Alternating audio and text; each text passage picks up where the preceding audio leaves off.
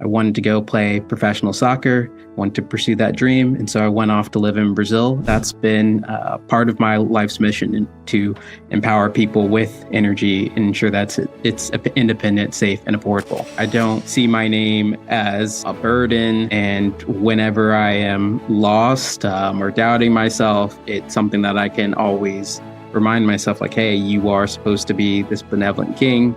Born from home, you have a duty to others beyond yourself. When I see marvels of engineering or see marvels of the world and think, like, how did people come up with those things? Well, they got inspiration in part from the world around them, which was built by a creator.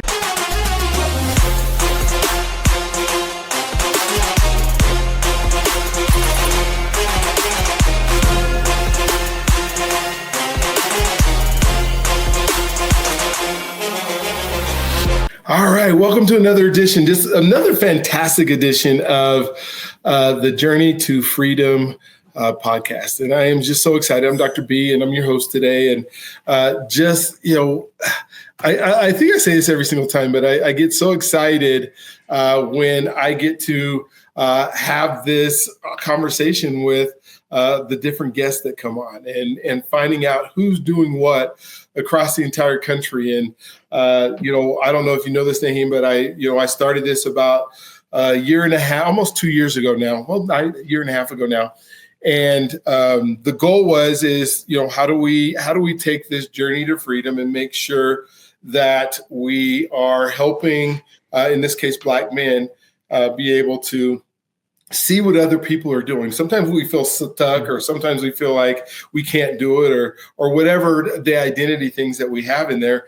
And so to be able to highlight and showcase and show other Black from all walks of life doing stuff, I think it creates this excitement in people that, hey, if Naeem can do it, then I can do it. And so last winter, in last January, I was able to take 18 Black men down to the South. I don't know how much time you spent in the South, but we went to Alabama. We went to Birmingham, Selma, and Montgomery. We went to the Bryan Stevenson Museum there in Montgomery. Oh my gosh, what a transformational trip that was. And so my goal in 2024 was that I would interview 100 Black men, and then we got to 105. And we're going to surpass that this year. I'm already at like 70 something this year, and we're only at half the year. So yeah, so we're going to hit the 200 mark, and I don't want to stop. This has been, I get to say that I'm the luckiest person on the planet because I get to learn from you. And so, like all the other guests, Naeem, I'd love for you to kind of share your story. We'll start there, and then we'll move into our pillars. But if you're able to just tell us, maybe a little bit about your past. I think people love to hear so much more about who people are before, kind of get that relationship and that trust before they know what they do. And so we'd love for you to share. The floor is yours, and then we'll chop it up with our other stuff right afterwards. And so thank you for being on today. It's such a pleasure to have you with us, and I can't wait to have this conversation. Well, thank you so much. I'm glad to be here, Dr. B. And just to introduce myself, first and foremost, my name is Dr. Naeem Turner-Bendelli. I'm the son of two great parents, one of whom was a guest on your show a few months ago, Nathaniel Turner. I'm a friend to many and a mentor to others. I'm also an engineer, researcher, and entrepreneur. I run an energy research and consulting firm called Latimer Enterprises, and my work with Latimer Enterprises, which is named after Lewis Howard Latimer, focuses on helping individuals, businesses, and communities take back control of how they power their lives, especially in places where energy has been unreliable, unaffordable, or just complicated to manage. I have a PhD in electrical and computer engineering and an MBA, but I think what's most shaped where I am today was a journey that I took over 10 years ago. I wanted to go play professional soccer, wanted to pursue that dream. And so I went off to live in Brazil. And while living in Brazil, I was at an academy there. And at that academy, I noticed just how unreliable electricity and energy could be at times. So there would be some days where the academy I was at would have power and the surrounding community would not, or the community would have power and my academy wouldn't because it ran on a generator. And that really drew my attention to issues related to energy access, affordability, and disparities in energy. So from then on, that's been part of my life's mission to empower people with energy and ensure that it's independent, safe, and affordable. I'm also the author of two children's books that inspire early interest in STEM and help co-found some nonprofits as well. So that's a little bit about me as we get into it. Oh my gosh. Well, because I did get to talk to your dad, and your dad told all about your upbringing and all the things that he had in line for you. So I've been so excited about having this conversation because, it's one perspective to say, this is what my son is going to be, or this is what your parents, your mom and dad said, okay, so we know he's going to go to an Ivy League school. So we know we're going to make sure that he's so well-rounded and he's got all these things. But then sometimes for a child, there's obviously doing what mom and dad say to do and all the things they do. But at the same time, you're looking at other kids that probably don't have the same, future that is being placed upon them. And it might seem, I don't know, and you're going to tell us right here, it might seem like, well, how come I don't get to just go play and hang out? And how come I got to do all this other stuff? What was it like growing up in the Turner household? Growing up in the Turner household was great. And I'm not just saying that because I'm sure both my parents will listen to this, but no, in all honesty, it was great. I had a lot of freedom to decide what I wanted to do and how I'd like to go about doing things, especially as it related to what would be my professional pursuits, my academic pursuits. I think that my dad outlined the framework pretty clearly, but certainly within that framework, I shaped my own decisions. I think if you were to ask both my parents, and you ask them, hey, would you have expected your son to be an engineer and to start his own company? I don't think one of them would have said yes. And that was like explicitly part of their plan. But I certainly think that they gave me the freedom to learn, grow, and develop, but also provided structure in which I could succeed, provided a template for me to succeed. And I think just as importantly, they made sure I was aware of all of the opportunities available in front of me and the people who come before me who achieved as much, if not more than me, and endured much harder struggles than I had, and which also helped inspire me and propel me forward. Gotcha. What, as you're thinking through that, what are some of your favorite memories of things and experiences that you got to do? Maybe some that you'd be able to brag about that say, I got to do this and you didn't get to do it, or things that you just remember that you were able to do or being exposed to that continues to help you today? I would say there are a number of things. So when I was in high school, started a foundation called the Social Justice League, and my parents helped me start that nonprofit. And it was initially came about because a friend of mine was experiencing homelessness. A soccer teammate of mine was experiencing homelessness.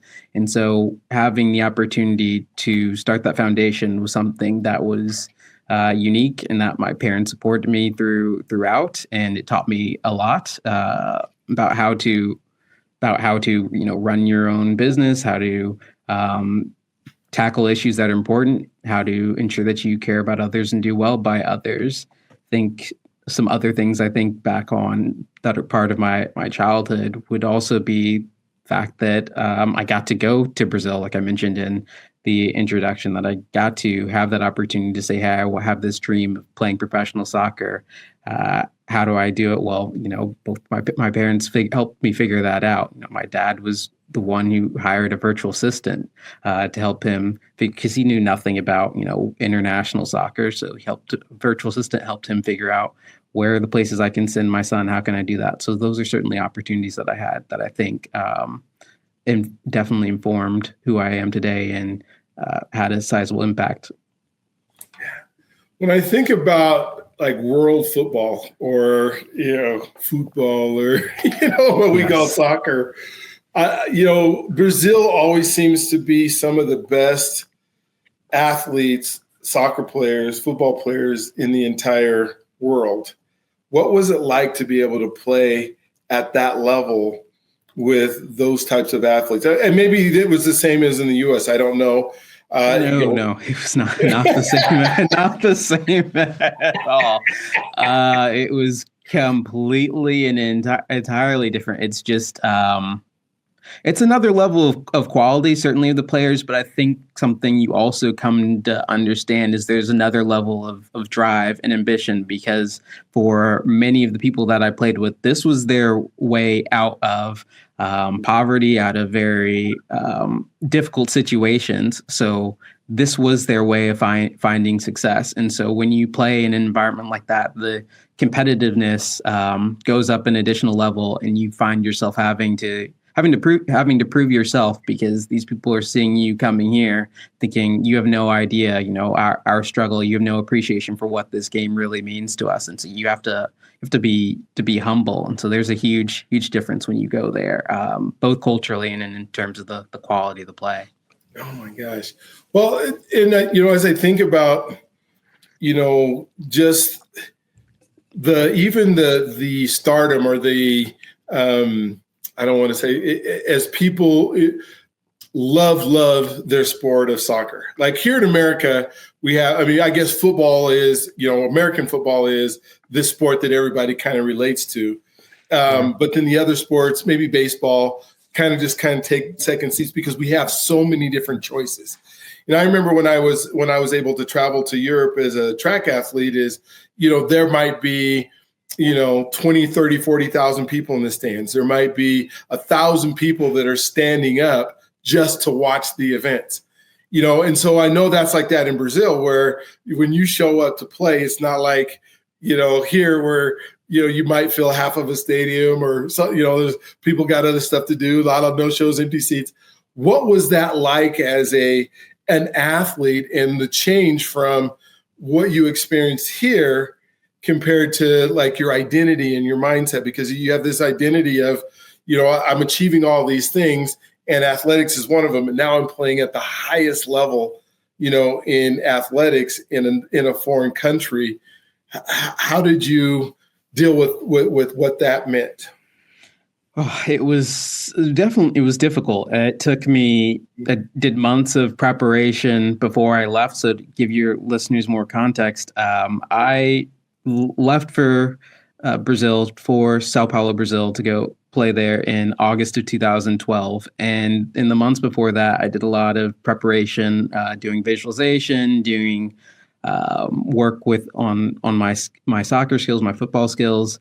But when I got there, it was an entirely different experience to have to adapt, like I said earlier, to those cultural differences, to having to reach an even higher level. So certainly. Hey, it's Dr. B, and let me ask you something just here real quick. Are you tired of doing the same thing over and over and not getting the results you want? Are you serious about making some changes this year that will impact you in a huge way? Maybe you're putting out content right now and it's not turning into customers, or maybe you're uploading videos, but you're not sure why or how it's even going to help. I've seen a lot of people that are making a whole bunch of cold calls to the wrong people, and no one's answering. No one wants to talk to you. It might just be that you're just doing what you've been doing and crossing your fingers, hoping it finally works this year. But let me tell you what, that is not a strategy, and it will continue not to work. That's why I created the Podcasting Challenge, and it's coming up fast. In just a few days, I'm going to walk you through the mindset, the tool set, and the skill set you need to create a powerful podcast. That's right, a podcast. You won't believe what a podcast can do. One that builds real value and creates new clients. And if you grab a VIP ticket, you'll get to join me for a daily Zoom Q&A sessions where I'll personally answer your questions and help you tailor everything to your goals. This is your moment. This is your year. Go to thepodcastingchallenge.com right now and save your seat. The link is in the show notes and the description. Thank you for watching these podcasts. Now let's get back to the conversation. I had to adapt. And I think the ways in which I adapted were learning from the people I was around and trying to integrate myself as much in their culture, and realizing that the only way I was going to reach that next level was by being a little bit less like me and taking a little bit less from what I learned in America and taking a little bit more what I could learn from them.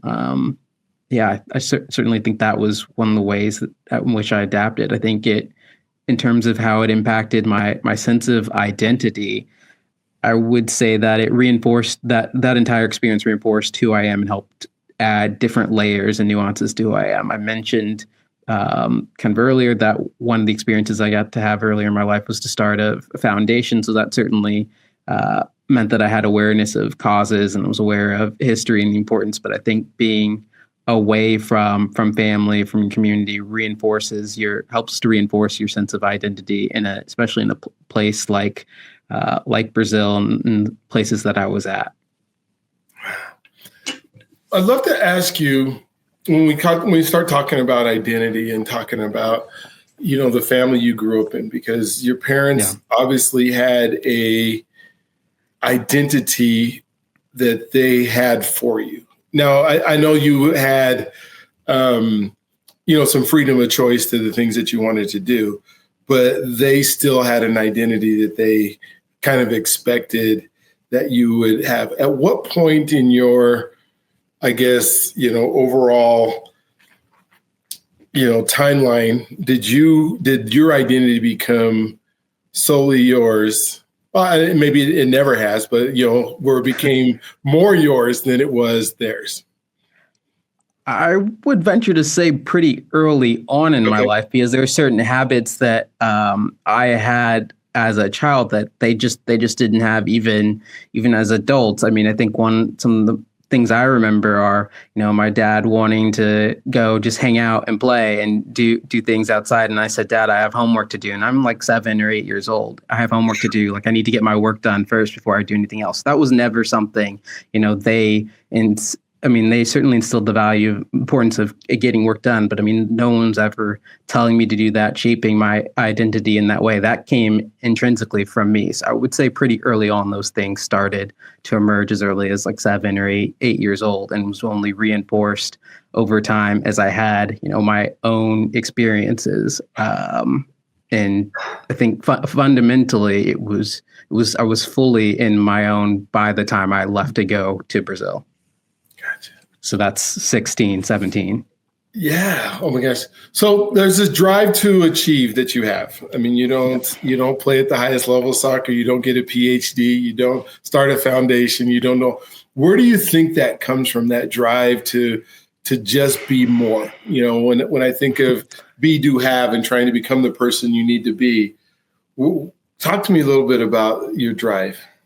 Yeah, I think part of that certainly comes from my parents and who they are as people. They're both very high achieving people who have come from very difficult environments and overcome a lot in order to achieve. So I think just knowing them and being aware of their history and who they are certainly had an impact on that drive. But I would say another part of it for me comes from having a broader understanding of history and culture, having an understanding of people like Lewis Howard Latimer, who I named my company after, who are inspirations to me, and knowing that if these people did these really difficult things, then I certainly can too. And I have so many more tools available to me that there's no reason I shouldn't get them done. There's no reason I shouldn't aim for more. And then I would say the last piece for me that shapes that drive is knowing that there are so many challenges in the world, and that I'm so blessed to have the education and the skill set and the tools that I have no other choice but to give back to my community and to empower others and to do more. So I would say those are definitely the three drivers. Oh my gosh. When I think of, the environment and the experiences that you had, and then I think of the associations that you've been able to be a part of. How do you think those experiences and those associations have helped you, like, in the person that you are today? Were there certain people that, you were able to meet that just, oh man, I can't, or being able to travel and do some of the things that you were, younger in life be able to do? How has that shaped how you see the world? Yeah, sure. I would say that how I see the world is shaped as much by the experiences as, if not more, by the people that have been in my life, that have been a part of my village, like Dr. Willie Underwood, who I think you've also had on as a guest. Yes, man, that dude's no joke. So you can understand how that might also he might also shape me as well. Yes. His ideology of kick-ass nicknames is certainly part of me. People like Dr. Monique Bernuti, my godmother, also been influential in shaping my life. I think that professors I've had over the years, once I got to college and beyond, certainly had an impact. And then I would say another organization that has had a huge impact on my life is the National Society of Black Engineers, which I got to be in the regional and national leadership board, to sit on a national board for the first time in my life. So that was a fantastic experience. That certainly shaped my identity as well. All of those people who poured into me, as individuals or through organizations, but organizations are made up of people, individuals. So all of those people pouring into me certainly helped shape me. And I'm thinking about, that identity, and I'm thinking about those experiences and the people that you're around. And then I think about trust, and how important trust is, to be able to trust that you're going to be able to do the things, or you'll be able to walk in the places that you need to walk in. And, like you go to Brazil, it's this country, like you said, you had to do some pre-stuff so that you would know how to navigate yourself. You got a virtual assistant. How big of the word trust, or being able to trust to be able to move forward, has that played in your life? Or do you just go into situations and you trust everybody first, and they don't have to prove themselves later, or they have to kind of prove themselves? What is No, not at all. I think if you asked any friend of mine, they would say I'm certainly someone who likes to have trust, but I verify pretty rigorously. To be able to go into the spaces I've gone into, yeah, absolutely. I think at a first level, you have to have some trust. Otherwise, if you're not opening yourself up to part of the experience, then you're never going to get anything out of it. I had to trust that at the base level, that for example, the people in Brazil that I was going to play with, who were coaching me, had my best interest in some level. And then, over time, I had my own internal metrics, and I let them prove it to me if they did or did not actually. And so I think that, yeah, trust is an essential part of what I do. Verifying, most importantly, is most essential. People's actions, not just words, their actions have to show me that there should be that trust. Oh my gosh. So, like, when you say verify, it just reminds me of like an engineer person, and you can tell I'm not that. I'm just this like outgoing, just there's hardly anything that's super methodical. I mean, I get stuff done, but I'm imagining, you're not married yet, right? No.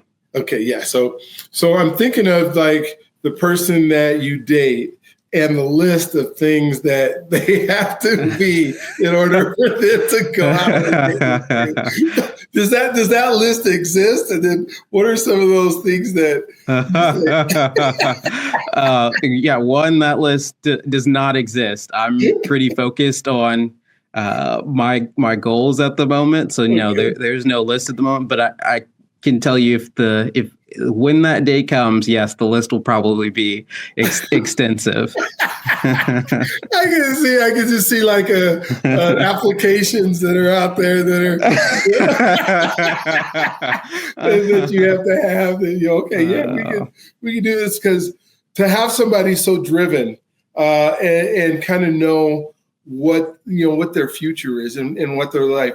What are some of the things that you believe that's maybe I should ask you this first, is, the meaning of your name do you have a specific meaning of your name that your parents decided this is the name? Because they seem to be kind of very, methodical as well in these things. And they don't do things from my perspective. I don't see them just doing things haphazardly. They think about just about everything they do before they do it. So I'm assuming your name has some meaning, and then in fulfilling whatever that is, and then the future for you, kind of just walk me through what that kind of looks like. Absolutely. So my name, full name, Naeem Turner-Bandeli. So Naeem means benevolent, Kahari means kingly, and Bandeli means born away from home. So put it all together, benevolent king, born away from home. And that absolutely is part of my identity. It is a driver. It does shape me in the sense that it is a constant reminder of who I am and who I'm supposed to be. I don't see my name as a burden or anything in that nature. It's always a challenge, a reminder of who I am supposed to be. And whenever I am lost or doubting myself, it's something that I can always remind myself, like, hey, you are supposed to be this benevolent king, born from home. You have a duty to others beyond yourself. That is all part of it, and it definitely shapes where I'm going next. It shapes the work I'm doing with the company I started. It's why the mission of the company is to empower people with energy solutions. It's not empower. The mission doesn't say empower businesses or empower objects or infrastructure with energy solutions. It's about people. So that all of that is tied to my name as well. Born away from home. Yes. Talk to me about that.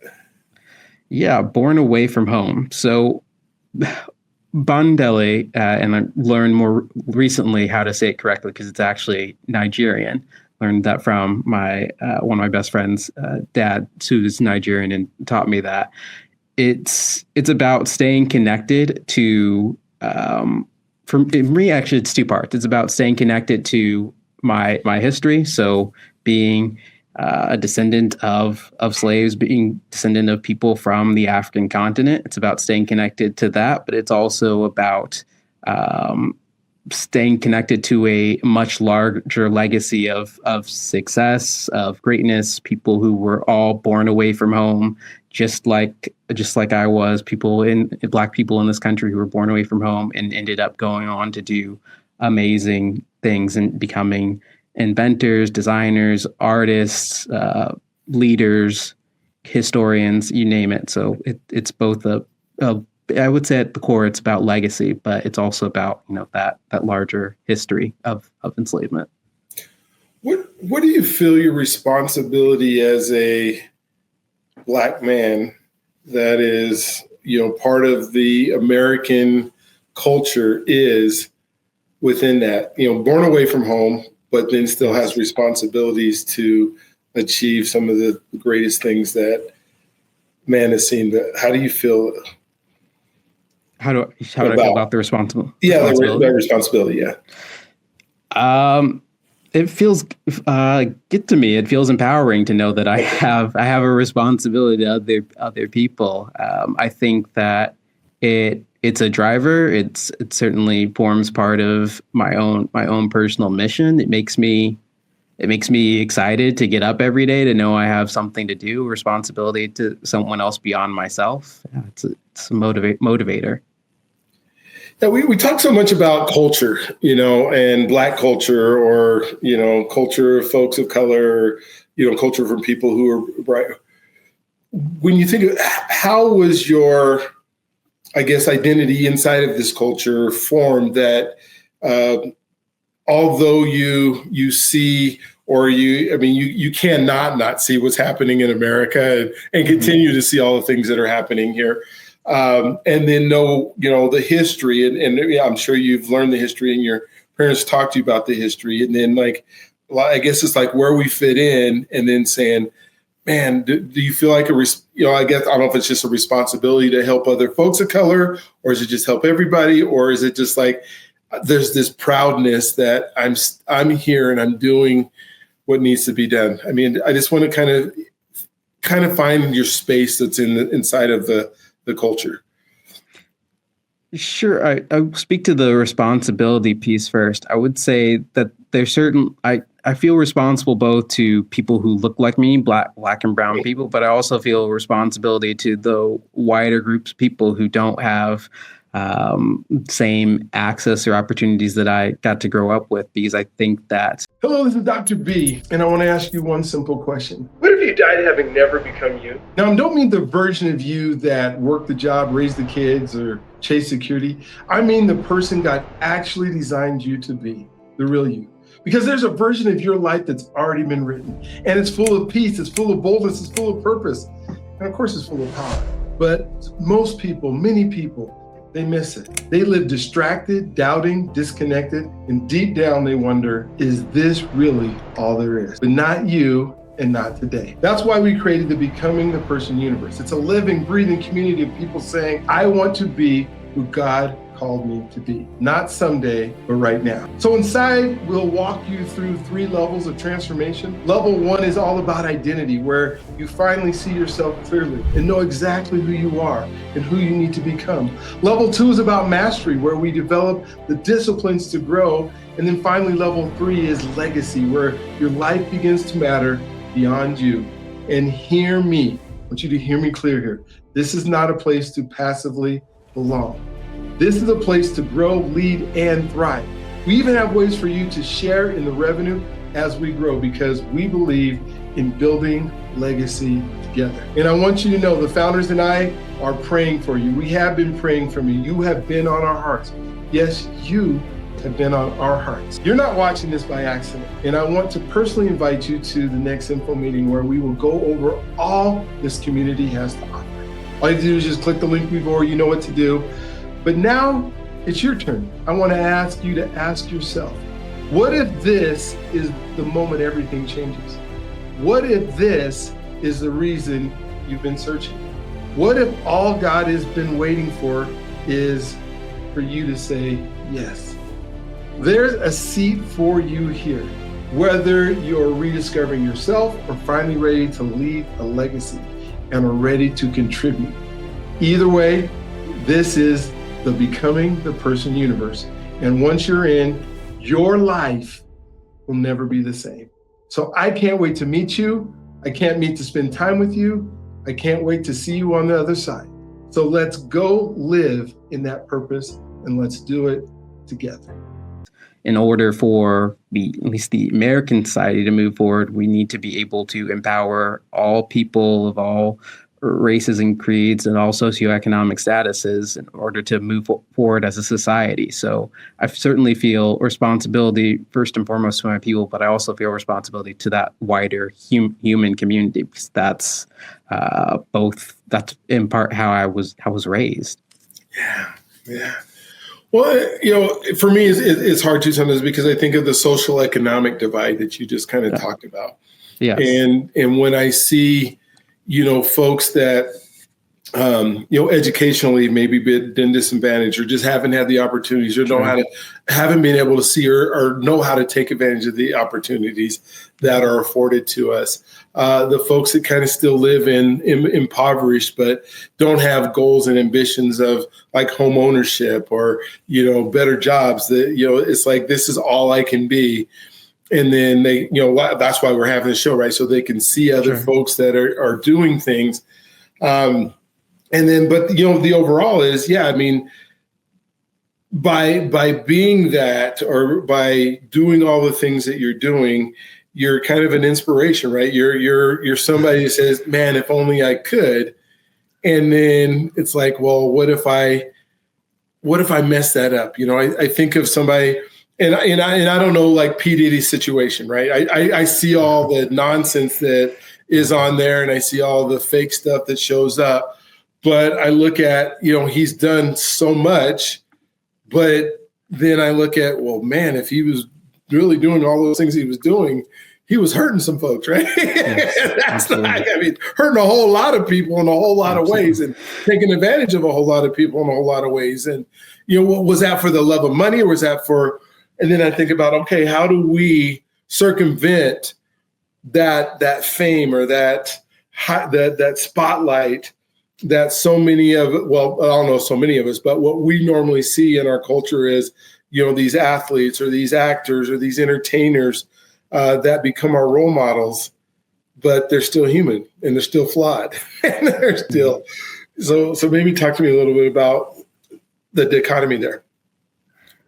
I think that, well, first off, I think we historically are looking at some of the wrong role models. And I would say, especially in our modern culture, we don't look enough to our much better inspirations. Again, I've mentioned Lewis Latimer a few times now, but like Lewis Latimer, whose parents were enslaved and escaped slavery, who went on to have multiple engineering patents, to be the foundation of things like part of establishing things like the light bulb and the telephone, who was also an artist as well, a musician. So I think that's a part of the problem. And when we think about role models like that, those were not, the people who were interested in the fame and the fortune and the success. They were empowered about doing better for their communities.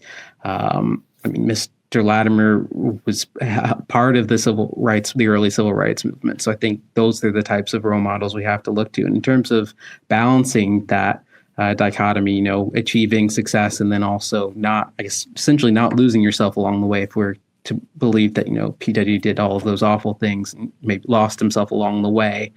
I think that the way in which we do that, one, involves knowing our own history. Two, remembering that we've talked a lot about responsibility, remembering that we have a responsibility to more than just ourselves. And it's much harder to lose yourself when you believe that the person you're responsible to is not just you, and you actually realize that it's a much larger community, that it is the Black community, it is the larger community of humanity. So I think those are ways you avoid entering into that trap, how you balance that dichotomy. Yeah, that's so good, because it's finding where you fit in, and then trying to increase our level of awareness of possibilities. Sure. When you talk about faith, talk to me a little bit about your belief system, and does that drive you in any way? Or I would say this: I was raised as a Christian, and that certainly informs how I do believe in God. Certainly informs how I think about what is possible of me, and when have times of doubt, I certainly do go to God, think about God. I think about God as well in terms of how the creation of the universe. I think about God when I'm doing. When I see marvels of engineering or see marvels of the world, and think like, how did people come up with those things? Well, they got inspiration in part from the world around them, which was built by a creator. So certainly I would say faith plays a role in my life. Oh, good. I mean, it's just sometimes when you have somebody who is so intellectual as you, they struggle to find that space, and that, is there a creator? Is there not a creator? And to see that is something that you have as part of who you are, to me is neat that we get to see that. Yeah, I think you have to leave space for things that simply can't be explained, and certainly are just marvels of our world. And I know some people have different ways of going about how they'd like to explain those, but that's one of the ways I think about it. Yeah.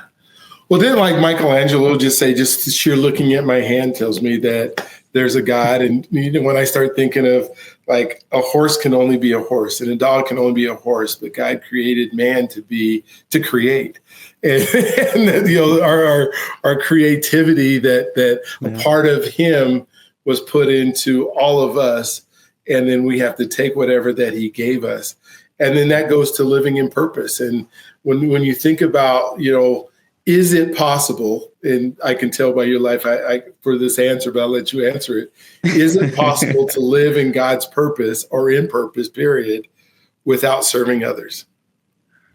I don't think so. I don't know how you do that without serving others. I attended Jesuit institutions for most of my academic career. My undergraduate degrees from a university called Santa Clara University, Jesuit institution, and the mission is about serving others, and do that to help all of God's people. So I don't think it is possible. When I think about, and thank you for that, because it is, when I think about personal development and working on ourselves compared to the distractions that can happen in life. And when I think of distractions, to me, some of the distractions that, may not be for others would be some of the entertainment stuff that I could spend my time on. I mean, I could come home every day, I could turn on the television and I could be super distracted. I could, when I think of like knowing more about an NFL player or a baseball player than I know about my own kids, I think that could be a distraction. And I know people are like that. I think of some of the ways that we hang out. How do we, I guess my question is how do we get away from some of those distractions? And then how much of our time should be spent on working on us so that we can have the ability to serve others? Oof, that's a tough question. How do we get away from the distractions? I'll start there first. Okay. I think that one of the ways to get away from them is to start by choosing better distractions. So we're humans. We all need downtime, away time, things to occupy our time and attention. So I think for me, what that looks like is I watch a lot of movies, but I don't spend necessarily all of my time on things that won't necessarily inform me. I like to watch things that I think might challenge me, that might do something artistically, that might make me think differently about the work that I do or the work that other people do. So that's certainly one of the things I think we can do generally, just try to choose better distractions, things that might be, I won't say productive, but things that might allow us more space to think about ourselves and how we grow and develop. And then remember the second part of your question. I want to make sure I get to it. Personal development. So how much time in working on us should we spend, maybe even before we take on some of the distractions? Maybe we should spend time developing ourselves and then, Yeah, I think that you certainly have to make that a part of your life. I think at least weekly. For me, what that looks like is try to listen to podcasts or audiobooks or read things that might help me, become a better person. And one of the things I've had to really learn over the years, for example, is how to relax a bit more. We've talked a lot about my ambition and drive, but that certainly there's another part of that where I can stress myself out and I don't relax well. So one of the ways in which I've tried to do better, personally improve, is read and listen to a book called Don't Sweat the Small Stuff. Do that pretty much daily. And reading and listening to that audiobook helps remind me of different practices I can take, whether it's related to breathing or meditation or anything like that, I can still be better. I can find ways to overcome any difficulties I may be having. I think going back to my childhood as well, a big thing that I used to do, and I would say I still do, at least on a regular basis, is visualization. I like to visualize where my life could be and where it could go. I like to make vision boards. So I think you have to find time to incorporate those types of activities into your life, at least weekly. You can start small. You can start by reading a chapter of a very short book like Don't Sweat the Small Stuff, or it can be much larger and grander, like making a vision board. Yeah. That's so good. And I don't want to take away and tell people that you shouldn't be entertained or, No.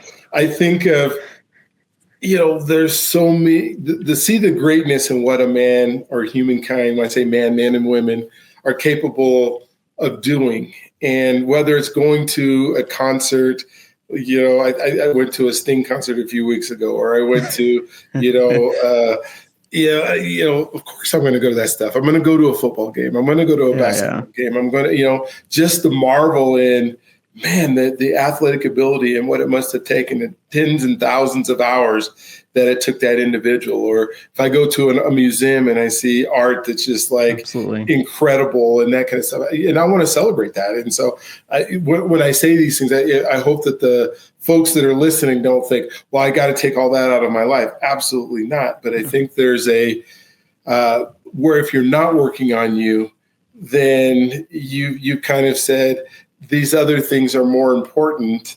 or take the precedence over me trying to be what God intended me to be, or to take that purpose that he put into my life. If I get so much into it, I can't imagine, and I know people do it, that could sit at a sports bar in Vegas and, watch 19 different sports every afternoon all day long, trying to bet and losing a whole bunch of money. And Sure. well, I don't know that God, maybe the casino will be mad at me, but I don't think God intended us to sit at sports bars all day long every day. Somehow, or the entertainment of the possibilities of being able to, make stuff happen in that way. Just a quick question that I have. I mean, as I guess all of these are quick questions, and I don't know. What are some of the things that you actually do for fun that are, not the things that are driving you to move forward, but some of the ways that you take your downtime and then you experience life to its fullest? What are some of those things? Absolutely. I mean, I think you've already mentioned a few of them. So right now I live in New Jersey, live in Jersey City, but that, for those who know, that's right across the Hudson from New York City, from Manhattan. So spend quite a bit of time in Manhattan in my downtime these days. I love to go visit museums. I love to go look at art, learn about history, learn about culture. That's one of the big ways I like to spend my time. Another huge part of my downtime is going to see at least one movie every week, something that I can, and in particular, seeing a movie by myself usually. To just have that space. Yeah, so usually I like to have that space just for me to experience what's in front of me, to watch someone who's done something incredibly creative, and experience what they designed for their creation, whether that's a bombastic blockbuster or an indie art house film. So those are two of the things I like to do with my free time. And the last thing I like to do quite a bit is exercise. So go for runs, work out in the gym. That's a great way for me to relax and just enjoy myself. That's cool. I saw a movie last night. It was called Straw. Oh my gosh. It's one of those movies where you have no idea that the ending's going to happen the way that it does. It's one that draws you in emotionally. And I think I watch movies differently now because there's a formula that Hollywood uses, right? There's the protagonist and there's it's just, and that person has to have bad things happen in their life. And then they spend the whole movie figuring it out. And then at the end you rejoice. But sometimes you have movies that are you just go, oh my gosh, whoever wrote this just had one of those minds. But it dug deep into our, the culture that I see when somebody's struggling.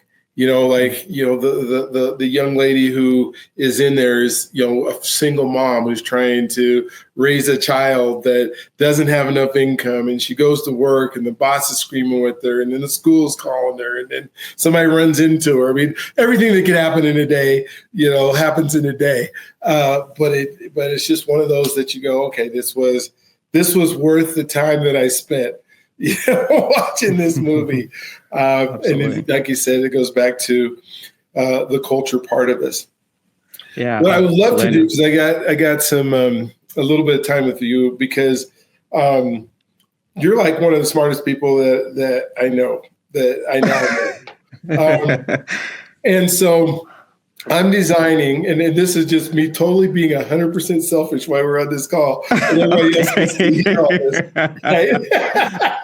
All right. So I'm starting a community, because I think relationship is so important. And so I'm going to launch it on July 4th and kind of independent. And it's going to be called Become the Person universe is Okay. what I'm calling this community, because I want people to be able to come inside and become. And there's some things that I want to make sure that happens. I want people to be able to teach some classes that are, you're part of the community and you get to learn. Maybe it's about taxes, or some of the Sure. how to draw, how to do some of the things that sometimes we don't get on YouTube. I mean, I know YouTube's all these how-to things, but more about how do I become, like, I want to have like a book clubs. I want to have prayer time. I want to have, exercise clubs. I want to do I guess it's like airtime thing where, people can get together and just create a community that talks about things that are going on in life that they're excited about. And that'll have like almost like a speed dating type, 5 minutes here, then go into a room that, it comes from that. I want to have other entrepreneurs and other people who have businesses and, maybe talk about energy and what it means and that kind of stuff. And I guess my question to you as we do this and helping people become the person that they've been designed to be, what would be some of maybe 2 or 3 things that you would want to make sure that my community has that you believe that not only would attract folks to come there, but then would help them in their journey?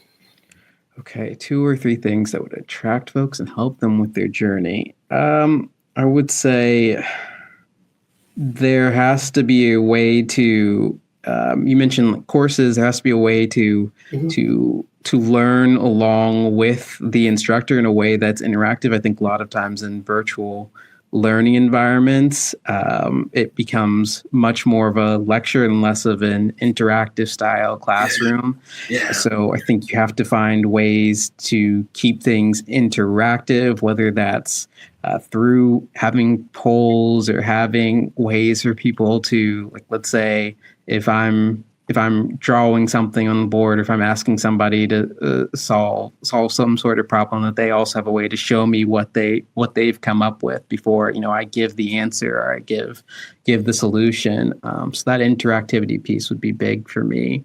Okay. And the second thing I think about when it comes to community, there has to be a good way to really network with people. I know we have LinkedIn and other things these days, but I don't ever really feel like I get to know people through LinkedIn. It's always like the best ways I actually get to know them is like just through a conversation or in-person interaction. So maybe if there are ways you can incentivize people who live near one another to be able to get out into the real world and interact with one another, or like you mentioned earlier, to be able to have those short 5-minute chats. I think that would be great as well. Yeah, the air meets are a super important part. Connection is one of the whole sections that I want people to be able to have those conversations. Like I want you to say it's a Friday night and we have these little quick, we'll go, it's a 90-minute deal and we have, a half hour of it or just 5-minute interactions with people, but then really have some rooms around a discussion topic, let's say it's energy and get to know people, or we just say it's just around getting to know each other, where it's like you just take it. There's no thing. Another thing that I want to have in there is ask an expert. I want to bring experts in where whatever the topic is, that people will be able to communicate maybe for an hour with an expert, where there's maybe it's 10-minute, questions and answers back and forth and move on to another person. But to really be able to ask somebody who's been doing it for a long time. Like if I want to ask an expert about what is it like to play in soccer in Brazil at that level, that you would be a person that would be able to come on there and say, this is my experience. Because it's more of the, talking about the experience. And this is just, like you said, the interact, hey, I'm just a talking head and I'm going to tell you. And then you took this class and you walk away and go, okay, great. I still don't know, because when we talk about becoming, it's like, there's got to be a whole bunch of whys in there. There's got to be a whole bunch of this changed my life because type things, some of the books that I want to have book clubs, some of the best books. I'd love to have children's books as part of it, that's that you've written a few of them. I would love to have it. So thank you for that feedback. Like I said, that was just totally me being selfish and wanting to make probably, the best platform that I possibly can for people to connect and become. Amazing. Well, I look forward to seeing this platform. brought to life. Absolutely. Let's talk about the children's book a little bit. So what made you don't have children, you've been a child, but when you see people who write children's books, right, it's usually from experiences that they've had, either as a child or because they watch their kids and all the things that your kids do. What inspired you to start with children's books and not an engineering book?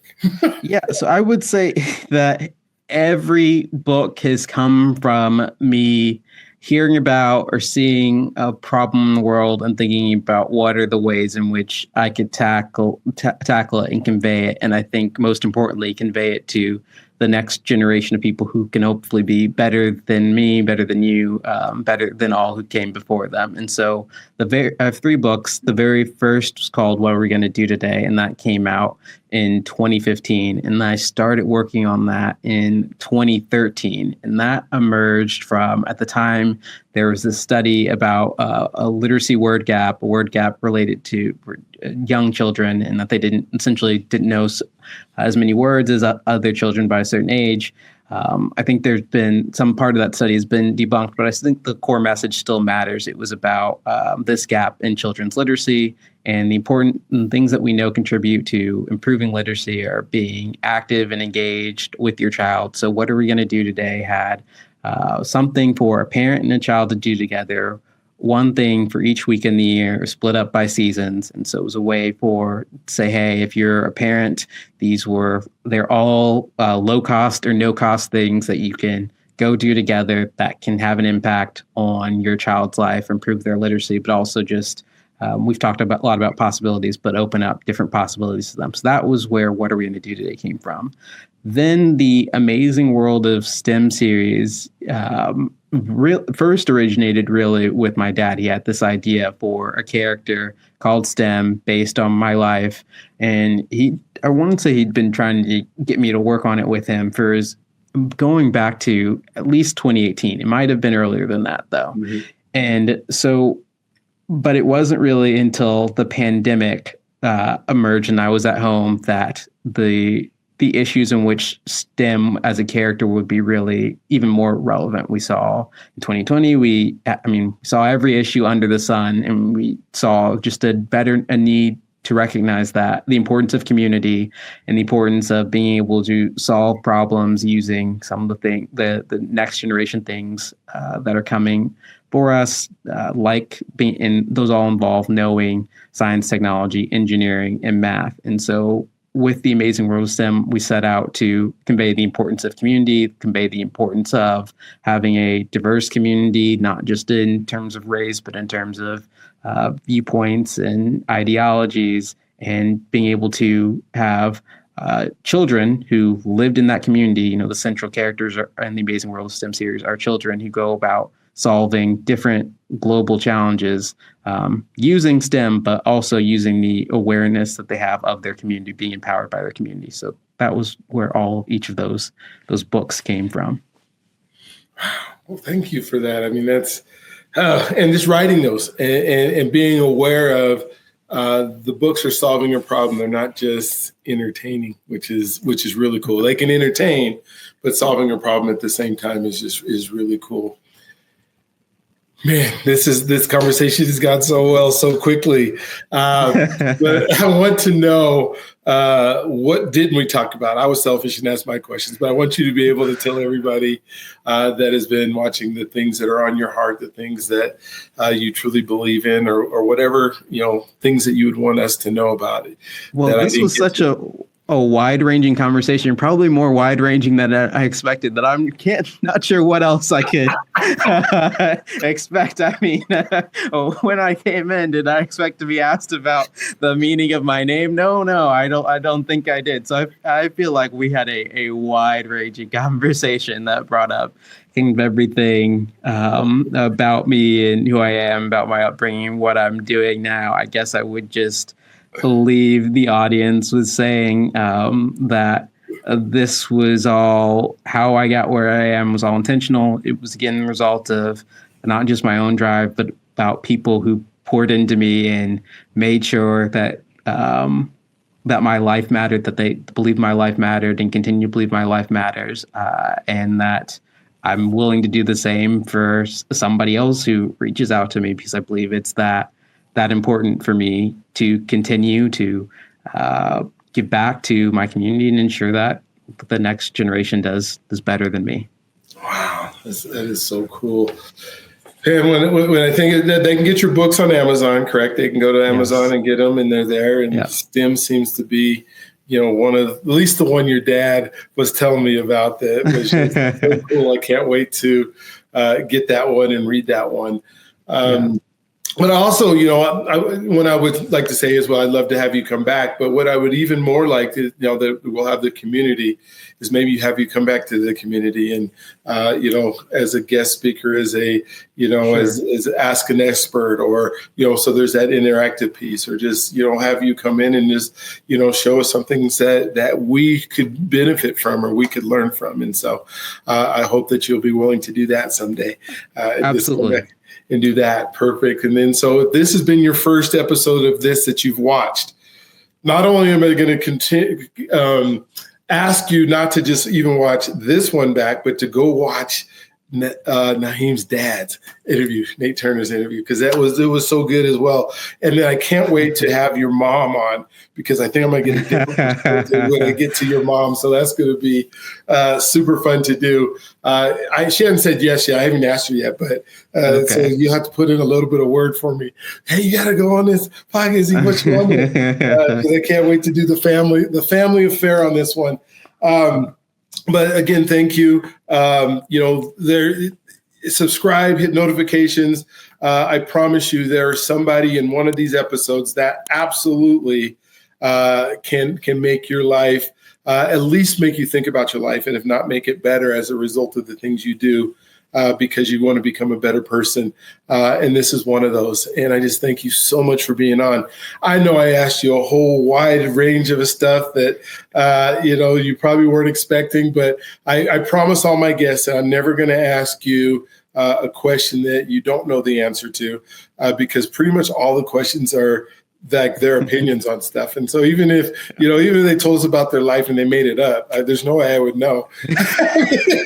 Oh, no. Other than their family would start saying, well, you made that up, and you did it. But it has been such a pleasure. This is an awesome show. I'm so glad. Like the day that your dad started talking about you, I was like, I can't wait to have him on the show. I don't know how long it's going to be, how long it's going to take to get him on. And now that I had you on, it fulfilled all of the thought process that I had that it would. And it was so good and so wonderful. So thank you again for being on. What I want to tell you guys is, don't forget that you're God's greatest gift. He loves you if you allow him to. I want to say you can do this. Let's go. I want to say let's grow. Let's become all of those wonderful things. You're about to have a great day in every way. Do you have one last closing thought, Naeem, that you would just love to end with?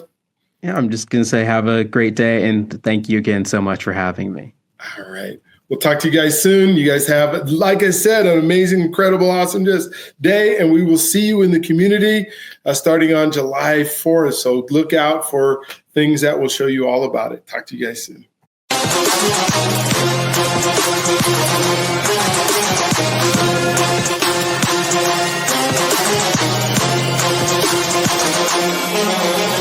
Thank you.